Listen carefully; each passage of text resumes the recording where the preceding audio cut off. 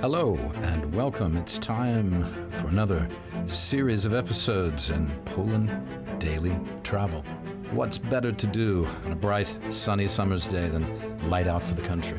And that's just what we did. There are so many interesting and cool places near Warsaw to go and see.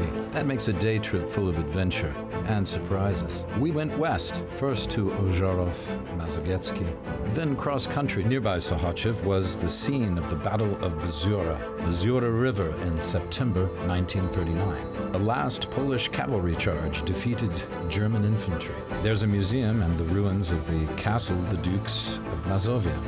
Another cross-country jaunt and we come to Brochów on the Masura River. There's a beautiful church with the design of a castle. Chopin's parents married here at the turn of the 19th century. So it's westward ho from Warsaw for Poland Daily Travel. Stay with us and sit back and enjoy the ride. Poland Daily Travel, your favorite travel programming about Poland.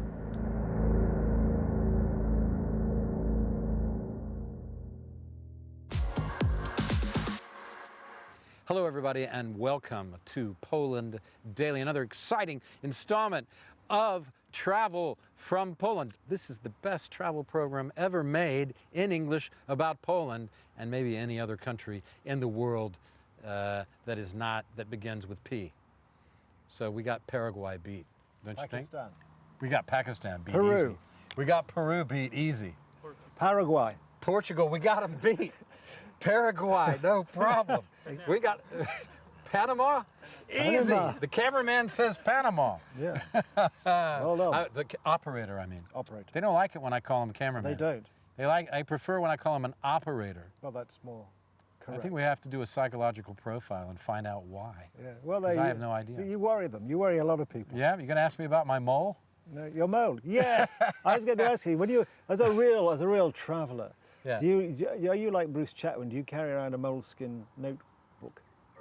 Bruce who? Chatwin. Wasn't that his name? The travel writer? Yeah, the travel Oh, writer. the famous British travel writer. Yeah, exactly. Who wrote a book called Yeah. or something Well, he like always that. had a moleskin notebook. He carried a mole. I just carry a mole. Uh-huh. Okay. Just a mole. I have some moleskin trousers. An animal. Yeah. Yeah, I hope they aren't made from any of my mole's relatives. No, you need a lot of moles to make moleskin trousers. Yes, you do. I'll tell you what. If you're a mole skinner, you're in business in England. You certainly are. A mole skinner, get it? Yeah, I do. Not a mule skinner? No moles. You know what a mule skinner, when they used to go with the cavalry in the old days? Well, Speaking of cavalry, I assume they skin the mules. we weren't speaking of cavalry. We weren't. We are now. We were in a previous episode, though. We were. Yeah. We're still in Sochaczew. I just couldn't leave. No.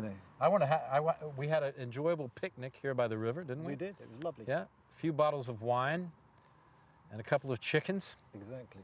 Some pickles. I think it would have helped if the chickens had been cooked. Yeah, we did. We should cook them next time. We should, and take the feathers off. That would Take really the help. feathers off. Because my throat's feeling a bit strange. Yeah, I know. It's a bit. I feel very yeah. I wonder why it was hard getting started talking. At any rate, you may have noticed behind us an interesting edifice. Yes. Edifice? Edifice. Edifice Rex? Edifice Rex, yes. Yeah, an edifice Rex. That is an edifice of the kings. The Dukes of, not the kings, the Dukes of They were the Mazovia. Dukes of this area, The Dukes. yes. And I know that because I do no research.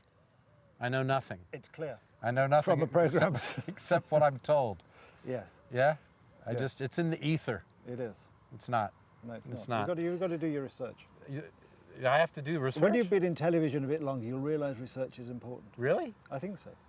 Oh, that sounds like hard work. I'm not going to do any reading. Ah, right. Reading is like passé.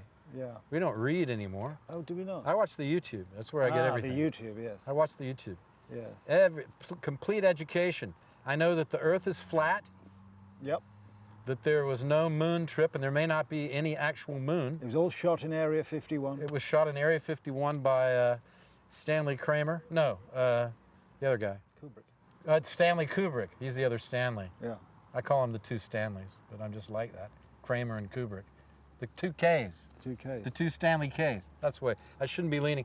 Was that, I have to ask cameraman, I leaned toward you. I was supposed to do that. Cameraman don't like that. I was given the firm operators don't instructions. like that. Do not lean towards Cousin Nicky. and I refuse to do it again. I will never do that again.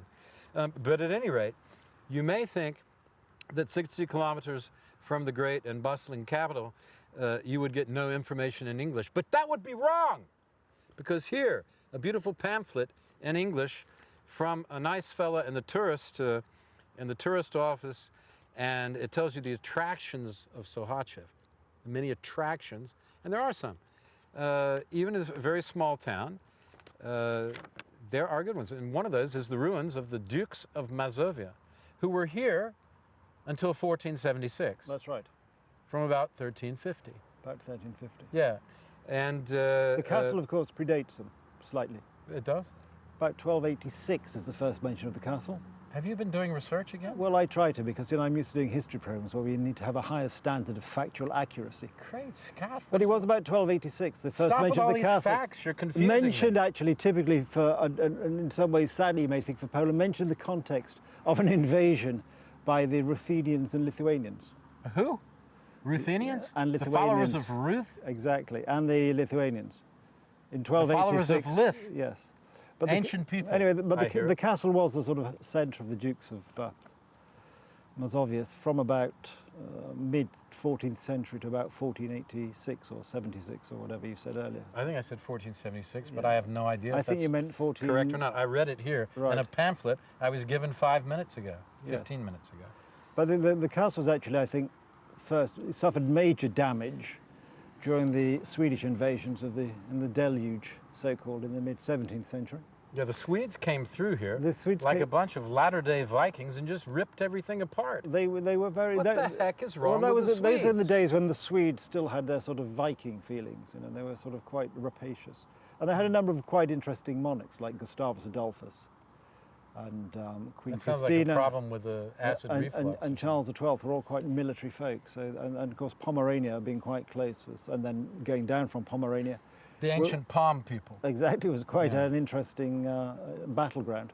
And tied up, of course, with the 30 Years' War and all this sort of general European. How long did that 30 Years' War take? It took about 30 years, funnily enough. Is that right? From about 1618 to 1648, which I think in 1648 was the Treaty of Westphalia. Ah, the year of the Treaty of 1648. Yes, Westphalia, which sort of settled things for a while. Ah, Westphalia. Yes. That sounds like some, if you don't have enough oxygen, you get Westphalia. Yes. That's not true? I don't know. At any rate, you want to hear about some of the other exciting attractions? Yes, because there are more than just... You probably know about these because you do research. But I do research, yes. I know nothing. 700 years of history in Sohachev. Butchered in 1 minute by Poland Daily Travel. Destroyed. Worse than the Swedes. Poor Sohachev, they're going to hate this episode. No, I like it here. No, it's very nice. It's a very interesting town. In all seriousness, it's a beautiful place. And I'm excited because I didn't know there were the Dukes of Mazovia had a palace here. Yeah. I didn't know the river was so nice here. And because I didn't come here on my bicycle trip. No. I just missed it out a little bit. And the military museum, very nice. So, yeah, there's good things. There's also the thing that is most interesting is the narrow gauge railway, which my friend Ranger Kasia, a friend of the show, Ranger Kasia of the Campinos, I call her. She raved about the railway. She raved about the railway. She says it's amazing. And they have, it's apparently the biggest narrow gauge railway museum in Poland and Europe.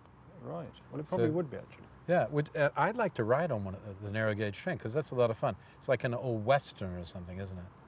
Because the original transcontinental railroad was not narrow gauge. It was not narrow gauge. No. What was it? Well, normal standard gauge. Was it? Then what do they use narrow gauge for? Smaller trains. Just small trains for small people, midgets? No, but I think for when they were children, local and a lot of... Oh, you mean like not carrying much freight and not going a long distance? Exactly. Just for, so it's like an earlier version of a tram or something like that. Something like that, yeah. Isn't it really? Yeah. Anyway, this one ran from here in Sohachev over to Tulevica, where there's a what? Palace? Manor house? Okay. But it's privately owned by an artist. I forgot his name. but apparently I didn't even call to see if we could go in there. But sorry, I leaned in. Sorry about that. It's a nice palace, though, from the pictures I've seen of it. Well, maybe we can knock on their door, and they'll set the dogs on us, no doubt. That's the normal reaction, yes. That's what happened everywhere else we go. Yeah. It's ridiculous. Is it any wonder? We get no respect. We're like Rodney Dangerfield, the two of us. We're like the Dangerfield twins. No respect, except from you, lovely viewers of Poland Daily. We're here in, where are we? Sohachev Land. Sohachev, yes. Sohachev Land, I call it. Yes, okay. The land of the Sohachevs. We are. Ancient people. Very ancient city. Yeah. This was an important city 100 years ago, before the World War I. I mean, it's a city that has actually suffered a lot from various types of invasion. That's right, because it was after important the Swedes, crossroads. then, of course, this is a place where, during the Kosciuszko rebellion, this area was still after the second partition, was still Prussian. He picked a fight with a Prussian garrison. And then, of course, at the third partition, this became part of the Soviet, or the Russian as it then was, area of influence, until the end of the First World War, when the city obviously was rebuilt, only to find, of course, as we spoke about earlier, it suffered extensive damage during the Second World War. So it's been a city with a long history, but inevitably... With a beautiful history, but not much architecture to show for it. Because the interesting architecture has been destroyed at regular intervals, unfortunately. For hundreds of years. Hundreds of years. As you have so eloquently. Thank you. If not to say loquaciously explained. That's very kind of you, yes. You're most I like to do Your verbosity is impressive. Thank you. Yeah. And that's one of the reasons you're here. To fill out the awkward silences. Exactly. But I'm just looking at the camera going, what? Are we on? Yes. Are we on? No, we're off. Poland Daily Travel. That's the end of this episode from beautiful downtown Sohachev with the Dukes of Mazovia looking over our shoulder, folks. See you next time. Thanks for watching.